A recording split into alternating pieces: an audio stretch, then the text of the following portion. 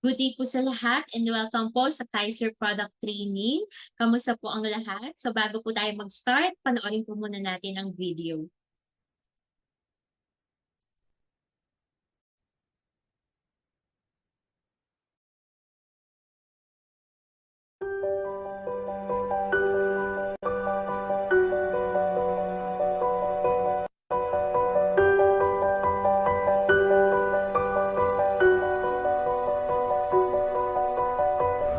Alamin natin ang ibibigay na benefits ng Kaiser, mga nanay at mga popshi, no? Napaka-importante sa atin nito. Alam natin kung gaano kahirap ang meron kang pinagdadaanan, may sakit ka, lalo na pag nag-edad ka na wala kang mabunot at wala kang mapagkunan.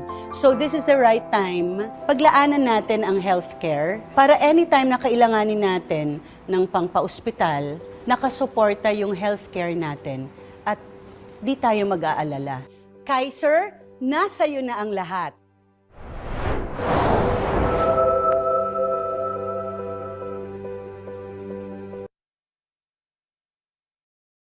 At ayan po, ang nakita po natin is si Ms. Carla Estrada, ang ambassador po ng Kaiser, at si Mr. Daniel Padilla rin po, isa po sa ambassador ng Kaiser. So now, let's start na po sa ating pong session. Ayan, mag-share screen po muna ako. So once again po, welcome po sa Kaiser Product Training. So I'm sure po, no, excited ka na matuto ngayong araw dahil for sure, no, kaya ka nag-inquire sa akin dahil nais mong magkaroon o mag-start ng iyong Kaiser Savings Program. So magpakilala po muna ako. Ako po si Miss Mitch or Michelle Alastoy po. Isa po akong teacher by profession and then life license underwriter din po, licensed associate financial planner at senior marketing director sa International Marketing Group. So almost 5 years na rin po ako na financial educator sa International Marketing Group at nagtuturo po kami ng libreng financial literacy. So now, sino ba si Kaiser po, no? Who we are. So your first name in healthcare. So si Kaiser po, ito po ay HMO provider, no? So it was founded on June 8, 2004 at it was certified by Department of Health and Insurance Commission. Nag-operate po ito noong July 26, 2004 and spearheaded by its President and Medical Director, Dr. Lea Uyolo. So almost 20 years na rin po na HMO provider ang Kaiser at marami na po itong naserbisyuhan. Ano po, so ito po yung isa sa leading HMO provider po sa Pilipinas. So ang Kaiser po ay meron po itong mga accredited doctors, hospitals, and clinics po nationwide. At pwede po natin ito makita po sa website po ng Kaiser mismo. So meron pong 12,000 accredited doctors po nationwide. Meron din po tayong 2,000 more than 2,000 po na accredited hospitals and clinics nationwide. At ang kagandahan po dito, ang Kaiser, meron po itong sariling medical center nationwide. So at least 9 clinics po and more, no? Mag-expand pa po si Kaiser. So yung nakikita nyo po, ito po yung call centers or contact numbers po ng Kaiser in case po meron po tayong katanungan tungkol po sa ating Kaiser policy. Yan, you can screenshot po the numbers po, no, the slides para may reference po tayo. So, sino-sino ba yung accredited hospitals po ng Kaiser? So, ito lang po yung mga samples po natin, katulad po ng St. Luke's, Makati Medical Center, The Medical City po, yung Asian Hospital, at marami pa pong iba. Again po, pwede niyo po itong i-search po sa website po ng Kaiser. Ayan. So, ang kagandahan nga po sa Kaiser, meron po itong sariling medical center. So kung ikaw ay taga Makati, so meron po tayong Kaiser Medical Center po, no? It is located po sa Kings Court Building po sa Chino Roces, Makati City. At kung ikaw naman po ay taga Quezon City, meron din po tayong Kaiser Medical Center po, no, sa SM North EDSA, Quezon City. So isa po ito sa pinakamalaking Kaiser Medical Center po yan sa Pilipinas. At ayan, meron din po tayo sa Robinsons Galleria at Robinsons Manila. So kung taga Manila ka, ayan, malapit yan sa'yo. no? At kung ikaw naman ay taga South, so meron din po tayong Kaiser Medical Center sa SM Santa Rosa City, SM San Pablo City, at sa EPSA Cavite or Rosario Cavite. At kung ikaw naman ay taga Cebu, meron din po tayong Kaiser Medical Center sa Mactan, Cebu, SM Seaside Cebu, at SM City, Cebu. Ayan. So yung Kaiser po, na it is the one of the trusted HMO provider po sa Pilipinas. So katulad na lamang po ng Supreme Court, no, ito naka-post po ito sa kanilang page na nagsasabi na ang Kaiser po ang kanilang HMO provider. So kung ang pinakamalaking ahensya po ng gobyerno ay nagtitiwala sa Kaiser, ikaw pa kaya? So I'm sure after our session, ikaw ay mag-i-start na rin ng iyong Kaiser Savings Program. Ayan. So, ang Kaiser po, no, it helps you build your solid financial foundation. So, kumbaga po, sa pagbibuild ng wealth, kailangan po magsimula po tayo sa ground. So, para matibay. So, ang start po niyan ay ang healthcare protection. So, sumunod po is yung life insurance protection, managing of our debts. So, unti-unti, zero debt para may peace of mind tayo, di ba? And having an emergency funds. At ang pinaka-last is building up of our savings and investments. So, ang kagandahan po niyan, ang Kaiser po, no, it has a 3-in-1 savings program. So bakit po, no? Ang Kaiser meron pong healthcare, merong life insurance, at may investment. So sobrang ganda ng Kaiser. So tingnan po natin, no, i-share ko po sa inyo itong 3 concepts po, no. Bakit po kailangan natin ng Kaiser? So bakit mahalaga po ang magkaroon po tayo ng Kaiser? Dahil ang mga katanungan nga po, no, so what if I die too soon? Ang solution po dyan, life insurance. So what if I get sick? Ang solution po dito is healthcare. And what if I live too long? Ang solution po dito is investment. So ang Kaiser po, no, ito po sinasagot po nito yung tatlong major financial needs po ng tao. So katulad po ng healthcare, kapag nagkasakit, meron pong pambayad sa ospital. Kapag po biglaang tayong tinawag ni Lord, meron pong makukuha o matatanggap na pera yung ating pamilya para magpatuloy sa kanilang buhay, no? At kung humaba naman po yung ating buhay, no, meron pong investment ang Kaiser. So magagamit po natin ito, no, para sa pang-araw-araw nating gastusin. So especially kapag matanda na po tayo or during our senior years. So, ang Kaiser po, no, 3-in-1 financial solutions. Diba? 3-in-1 product. So, napakaganda po niya. So, sample po natin, ito pong Kaiser plan K100 po. So, ito po, ang kanya pong annual fee po is 58,000. So, example po, 22 years old ka ngayon, 7 taon kang mag-iipon, and then 13 years mo ito, no, growing period, antayin mo lang hanggang maging 20, mag-mature ng 20 years po, no? So, saka ka lang mag-harvest po ng iyong inipon. So, kung nag-ipon ka ng 7 taon, di ba, 5,882 for example, or 58,000 per annum for 7 years. So, meron ka ng 1.1 million after 20 years. So, ayan, once again po, 7 taon ka lang mag-iipon. So, example plan nga natin is K100. Contract price po nito is 411,750.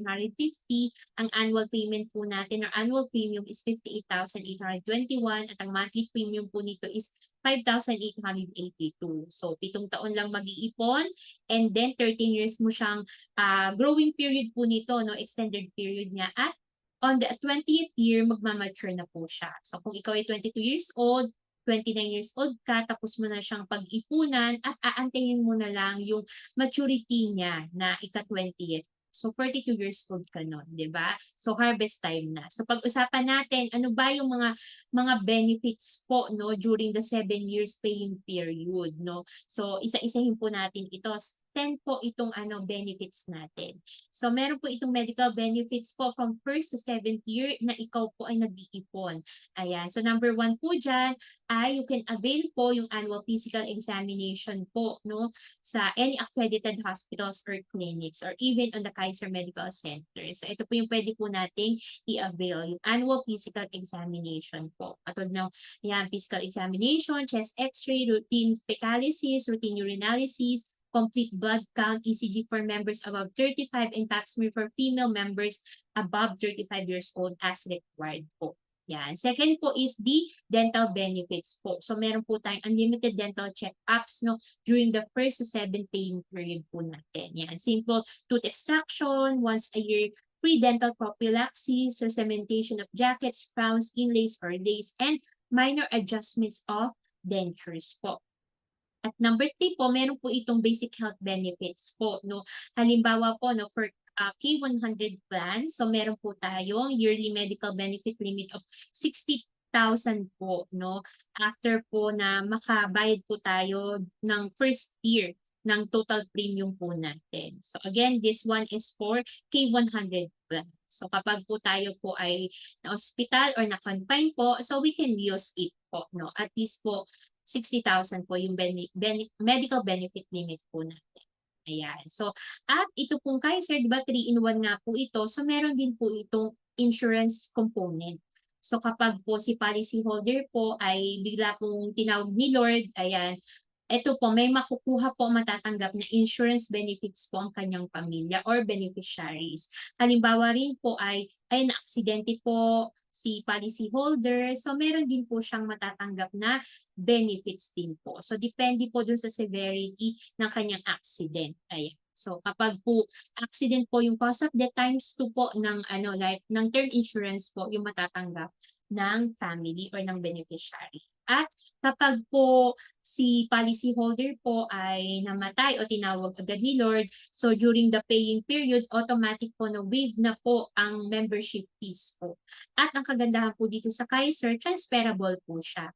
So waive na po, automatic waive, and then matatransfer po ito sa kanyang beneficiaries, yung policy po niya. Di ba po? So maganda talaga, ipon na walang tapon.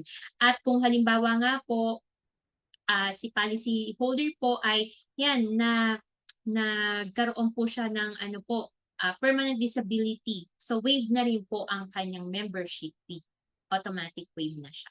So ito po yung sample po ng mga claim of death benefits po natin at makikita po natin ito sa Kaiser page. So you can visit po the FB page po ng Kaiser International para po yan maging updated po tayo dun sa posting po no awarding po ng claim of death benefits, awarding po ng maturity. So pino-post po yan doon. So sila po yung mga sample po ng mga policy holder po no na tinawag agad ni Lord, and then yan naka-claim po yung kanilang pamilya ng death benefits from their Kaiser policy. So at ang Kaiser po no integrated po ito sa PhilHealth.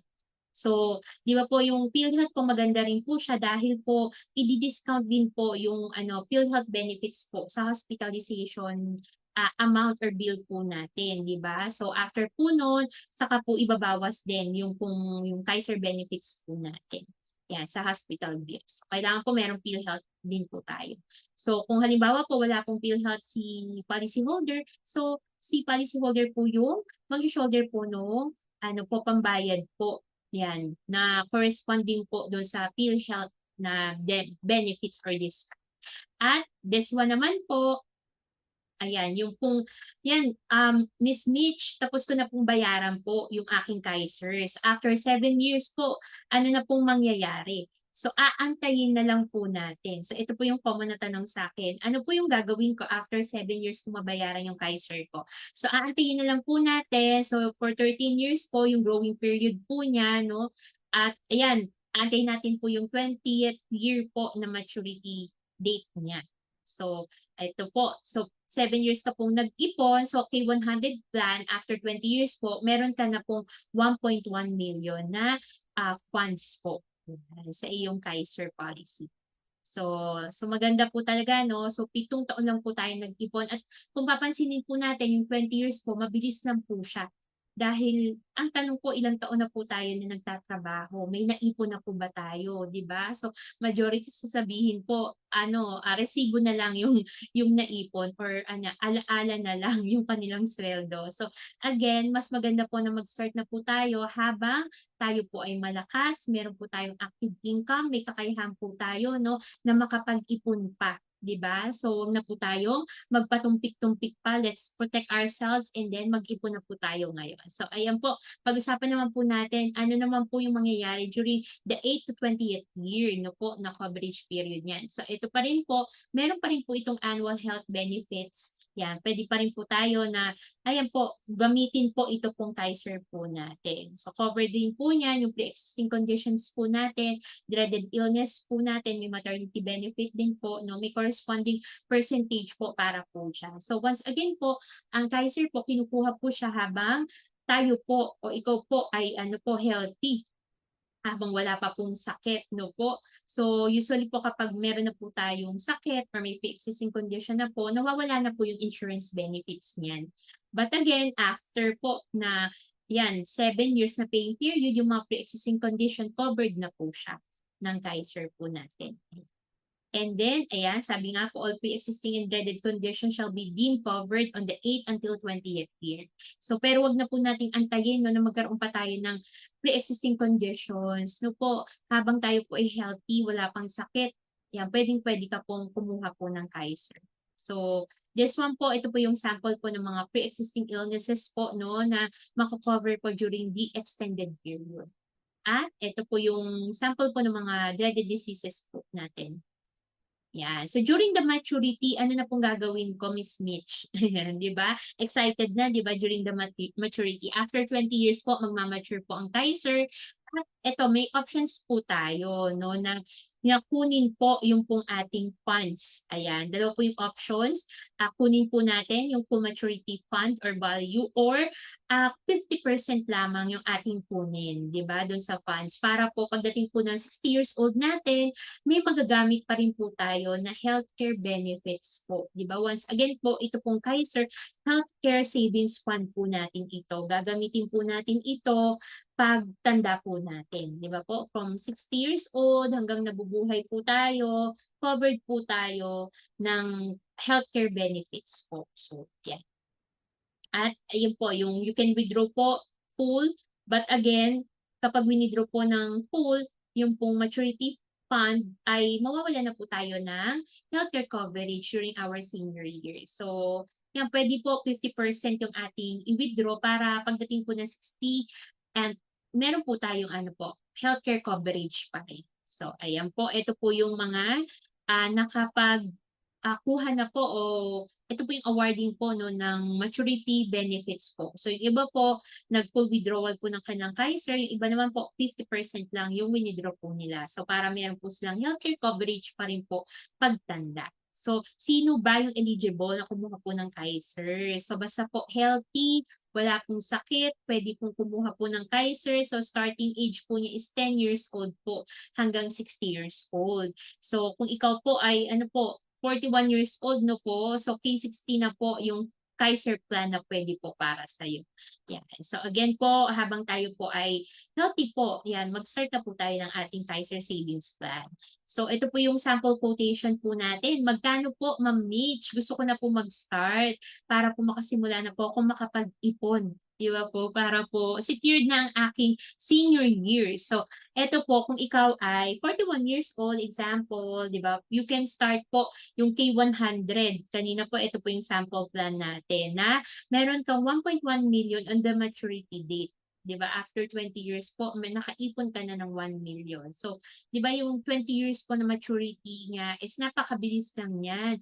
Ang tanungin nga natin sa sarili natin, ilang taon na ba ako nagtatrabaho? So, may naipon na ba ako? So, especially no, kung 'yan, breadwinner ka ng pamilya at hindi ka makaipon, so eto na yung answered prayer para sa'yo, para maka-start kang makapag-ipon, para secured ang iyong future. Again, may healthcare, insurance, at investment itong Kaiser savings program po natin. Ayan. So kung age 10 ka naman, eto po yung ating puwedeng mag-start kung meron kang anak, 'di ba? Yan, puwede mong kuhanan din po siya ng kanyang Kaiser savings program. So Ayan, kung tayo po ay mag-start na, meron po tayong sample proposal na gagawin. So, kailangan po ng details para po magawan ko po kayo ng proposal. So, kailangan po ng mga details dito.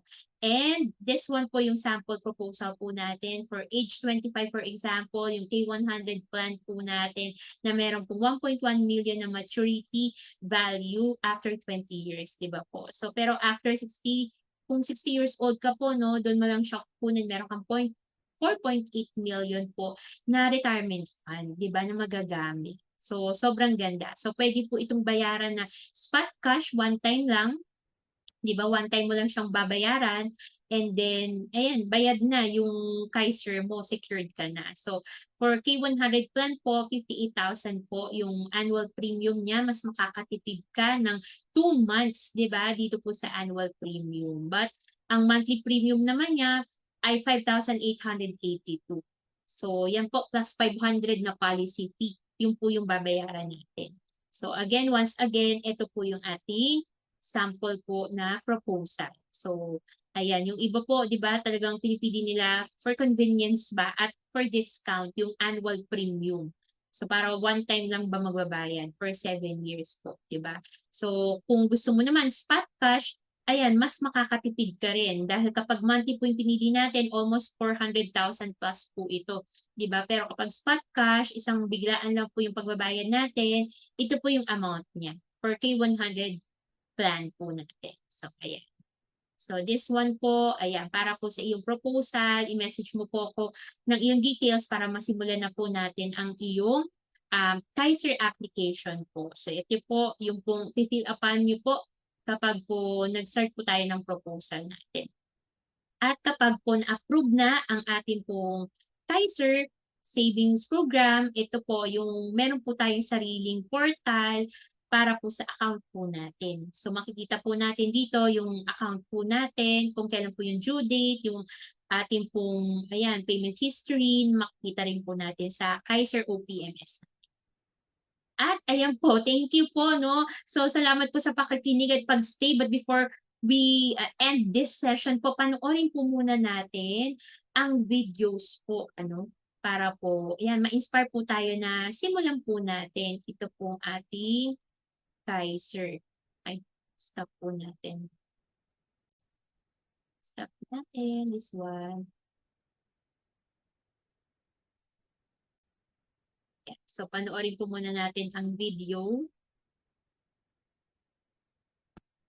Para po,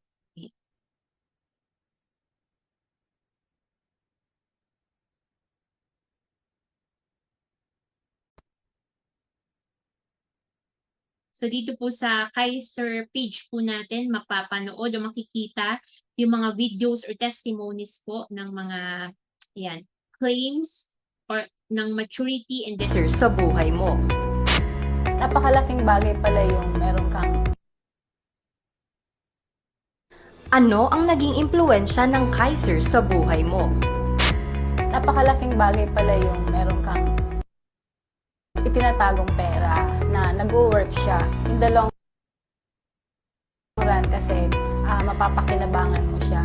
Kagaya ngayon, pwede ko siyang i-invest ulit sa kagaya ng property.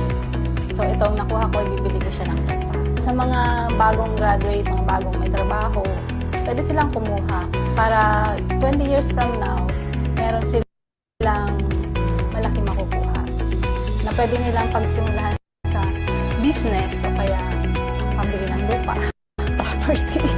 Maraming salamat po sa Kaiser. Sana po mas maaga kung nakilala ang Kaiser.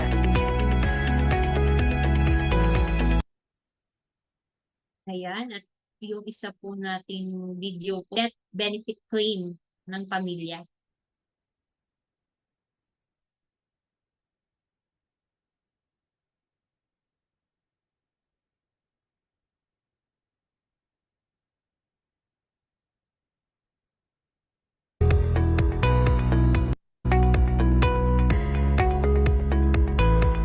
Ano ang naging impluensya ng Kaiser sa buhay mo? We learned about ING and Kaiser when we were in Dubai. That was 2007. Upon knowing the importance of healthcare. Kasi before my husband was working in Dubai, we were covered by his company. So alam namin ang important siya ng healthcare. And now we realize na pag-uwi namin ng Philippines, wala na kaming coverage because that was for the company. So, buti na lang nakilala namin ang Kaiser. So, kumuha kami ng long-term healthcare ng Kaiser. May mag-asawa at saka yung dalawa naming anak. Unfortunately, last June 29, nawala yung anak namin. That's why we're here to claim for the death benefit of our son. So, malaking tulong po. Because when he was in the hospital before he was pronounced dead, we didn't think of anything na stop na yung pagre-revive sa kanya because syempre it will involve money. So, dahil meron siyang Kaiser, we didn't think of the money. We just tried to fight for his life. So, no money issue because we know na may magbabay. So that is the importance of having a healthcare. And we would like our members na sana wag nilang ipalaps yung kanilang Kaiser. And we continue our mission to educate people. One of the important things that we have to prepare is our healthcare, especially sa amin na mga senior citizens. We thank Kaiser and also IMG for introducing Kaiser to us.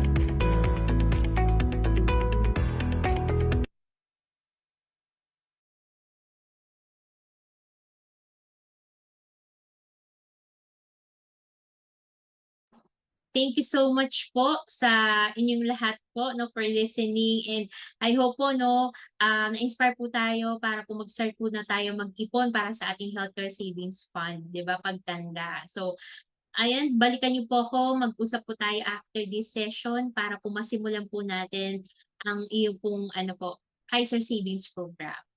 So, thank you so much po. God bless everyone.